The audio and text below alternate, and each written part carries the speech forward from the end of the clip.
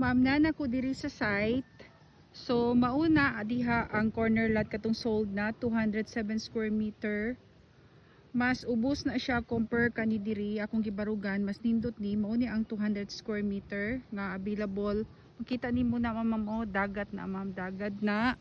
So 360 dagat ana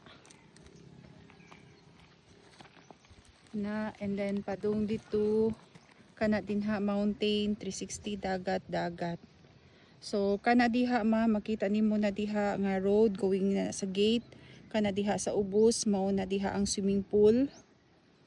So nay swimming pool diha gasugod nagtrabaho, and then ang next lot aning tupat back to back manino naapod na sila kaugalingon road dito, mas ubos na siya nga lot diha.